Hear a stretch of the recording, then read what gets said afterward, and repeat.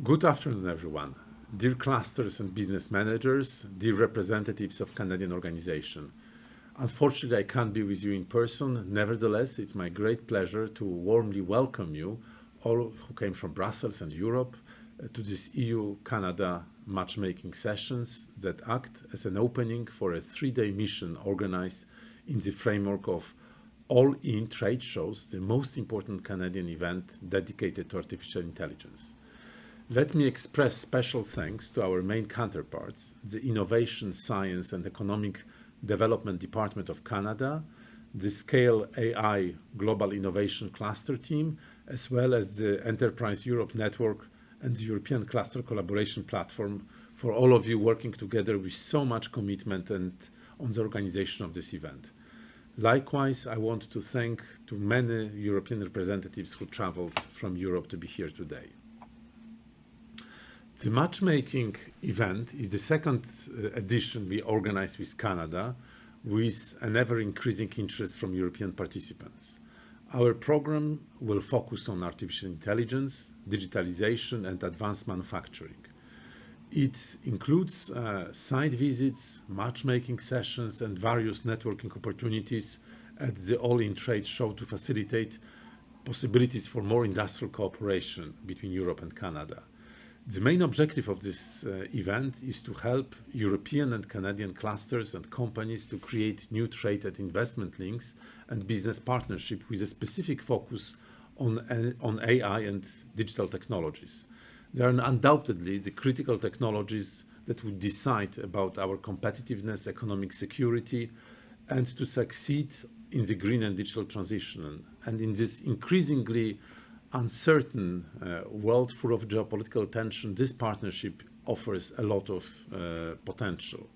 We see a strong role of clusters as agents of change and drivers of innovation. They can connect research and industry. I see that Canada is quite advanced in fully embracing the potential of clusters in boosting the development and uptake of critical technologies and strengthening the industry of the future. On the European side, we count to have around 3,000 clusters. They truly allow economies of scale, they promote collaboration, and they are connecting players along the value chains. Few words maybe about where European Commission stands in all of that. So we definitely want to help our businesses to connect across and beyond Europe. EU remains the world's largest integrated market area, the world's largest exporter accounting for 16% of global exports, and remains one of the most open economies in the world. Global trade, investment, and partnerships with business projects are a key source of growth and resilience for our economies. The business matchmaking event precisely helps to provide increased market access for our businesses. This actually also helps us to implement the arrangement that we signed in Toronto in 2019 to foster cluster and business cooperation. I'm very happy to see that we have over 50 participants today, including 32 participants from 14 different European countries. I would like to very much emphasize that further reinforcing US-Canada trade and investment is really important for the European Commission. The comprehensive economic and trade agreement known as CETA that we signed in 2016 contributed to reducing barriers and ensuring increased market access for our businesses. We commonly face similar challenges and aims. On the one hand, we want to encourage modernization and successfully pursue green and digital transition, and ultimately we want to create more jobs and more growth, but we are, as I said before, acting in a very increasingly difficult international environment. Through CETA, the EU and Canada have agreed to deepen cooperation and deliver not just economic growth, but also sustainability and greater innovation. There are key strategic areas in our partnership with Canada that are particularly essential for our industrial economic transformation. And some examples include indeed a signature between us of strategic partnership on raw materials. We are very happy to see the integration of EU-Canada raw material value chain, and it's progressing well with over 10 billion of euro investment announced last year. We hope that this positive trend will continue. Artificial intelligence is another frontier in our cooperation. As you know, we in European Union, we have recently adopted an AI Act which entered into force last month.